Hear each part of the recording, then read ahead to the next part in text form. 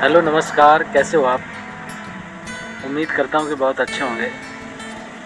आज आपसे मैं बात करूँगा कैश फ्लो क्वाड्रेंट के पहले चैप्टर के बारे में। उसके पहले मैं आपसे कहता हूँ कि यदि आप मेरे वीडियो में आप नए हैं तो आप मेरे चैनल को सब्सक्राइब करिए, ताकि मेरा चैनल आने वाले समय में ग्रो हो सके और मुझे मोटिवेशन मिल सके। तो बात करते हैं कैश फ्लो क्वाड्रेंट क्या है। कैश फ्लो क्वाड्रेंट को समझने के लिए आपको ये समझना होगा कि जो हमारी आमदनी आती है वो किस क्वाड्रेंट से आती है। तो कैश फ्लो क्वाड्रेंट हमें यही बताता है कि जो हमारी आमदनी हो रही है तो वो किस प्रकार की आमदनी हो रही है। आज जिस प्रकार की आमदनी हो रही है तो भविष्य में हमें कैश फ्लो और किस प्रकार से चाहिए। तो कैश फ्लो क्वाड्रेंट में सबसे मेन चीज़ है कि हमें कैश फ्लो समझना। कैश फ्लो क्या है?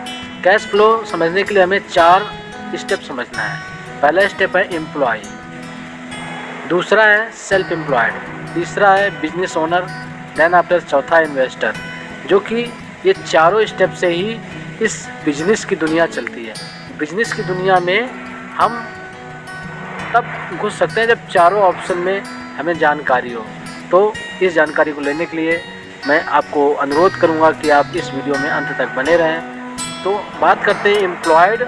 एम्प्लॉयड वो लोग होते हैं कि ज़्यादातर लोग जो अपनी सैलरी पे डिपेंड रहते हैं, तो वो लोग एम्प्लॉयड लोग होते हैं। वो या फिर चाहे वो जॉब कर रहे हों या फिर अपना सरकारी नौकरी हो या प्राइवेट नौकरी, जो भी सैलरी से पैसा आता है वो एम्प्लॉयड कैटेगरी में आते हैं। दूसरे हैं जो अपना खुद का बिजनेस कर रहे हैं, जैसे कि आप कोई स्टोर खोल के बैठ गए हैं तो आप अपना खुद का एक बिज़नेस कर रहे हैं, तो वहाँ पे ये लोग होते हैं सेल्फ एम्प्लॉयड लोग, जो अपना खुद का काम करते हैं। चाहे वो मैकेनिक हो, चाहे वो मिस्त्री हो, राजमिस्त्री हो, चाहे वो A to Z कोई भी दुकान खोल के बैठा है, वो भी सेल्फ एम्प्लॉयड की कैटेगरी में आते हैं। तो एम्प्लॉयड और सेल्फ एम्प्लॉयड ये पूरी दुनिया में जो 100% लोग हैं उसमें 95% लोग एम्प्लॉयड और सेल्फ एम्प्लॉयड की कैटेगरी में आते हैं।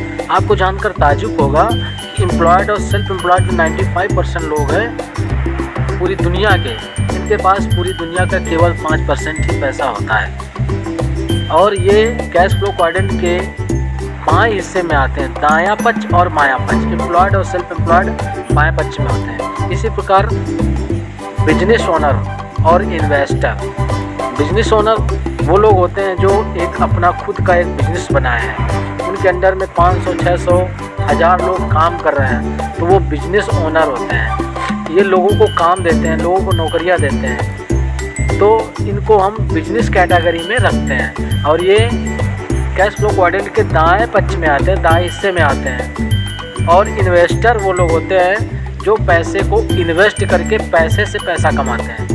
तो मुझे उम्मीद है कि आपको ये कैश फ्लो क्वाड्रेंट के ऑप्शन ये समझ में आ रहे होंगे। कैश फ्लो क्वाड्रेंट क्या है ये भी आप जान रहे होंगे, और जानकर आपको ताज्जुब होगा मेरे भाई कि जो 100% लोग हैं पूरी दुनिया में, मान लेते हैं तो 95% एम्प्लॉयड और सेल्फ एम्प्लॉयड है, और पूरी दुनिया का 5% ही पैसा इनके पास है। लेकिन बाकी जो 5% लोग हैं, बिजनेस ओनर और इन्वेस्टर, ये लोग केवल 5% और इनके पास 95% पैसा है।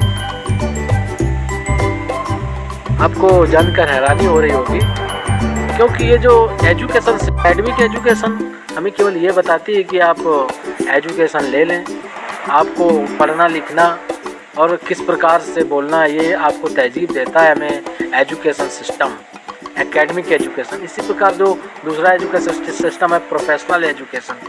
प्रोफेशनल एजुकेशन सिस्टम वो होता है जहाँ पे हमें सिखाया जाता है कि आप इस काम को इस तरह से कर सकते हैं। उसमें काम में परिपक्वता लाई जाती है, इस काम को करने का केवल तरीका बताया जाता है। वो प्रोफेशनल एजुकेशन है जो कि एक्सपीरियंस से भी आता है। देन आफ्टर आता है फाइनेंशियल एजुकेशन, जो मोस्ट इम्पोर्टेंट है।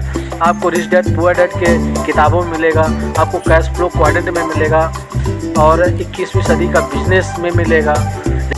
इस प्रकार की किताबों में आपको मिलेगा फाइनेंशियल एजुकेशन, क्योंकि हमें फाइनेंस, हमें वित्तीय रूप से एजुकेशन मिलती है, उसमें वित्तीय शिक्षा बोलते हैं इसको।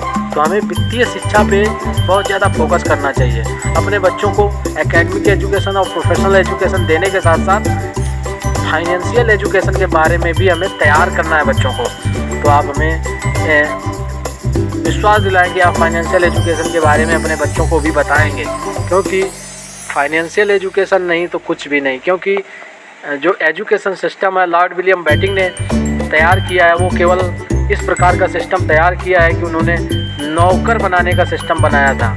क्योंकि जब ईस्ट इंडिया कंपनी इंडिया में आई थी तो उनको नौकरों की ज़रूरत थी, तो उन्होंने एजुकेशन सिस्टम को तैयार किया और इस सिस्टम को इस प्रकार तैयार किया कि इंडिया में सन 1600 ईस्वी में सब लोग बहुत अमीर लोग थे, अपना अपना काम करते थे, किसी की नौकरी नहीं करते थे। इस वजह से लॉर्ड विलियम बेंटिक ने एजुकेशन सिस्टम को गुलाम सिस्टम बना दिया है। तो मैं आपसे अपील करता हूँ कि आप अपने बच्चों को फाइनेंशियल एजुकेशन के बारे में ज़रूर बताएं। ओके बाय, नमस्कार। यदि आप मेरे वीडियो में नए हैं, मेरे चैनल पर नए हैं, तो मेरे चैनल को सब्सक्राइब करिए, वीडियो को लाइक करिए और शेयर करिए और फाइनेंशियल एजुकेशन को बढ़ावा दीजिए। और यदि आप शेयर करते हैं तो फाइनेंशियल एजुकेशन के बारे में हम सब जानेंगे और एजुकेशन किताबें पढ़ेंगे। तो मुझे उम्मीद है कि आप इस वीडियो को पूरा अंत तक देखा होगा। ओके बाय, नमस्कार। लास्ट में फिर कहेंगे कि दोस्त मेरे चैनल को सब्सक्राइब करिए, बेल आइकन को दबाइए। Okay bye.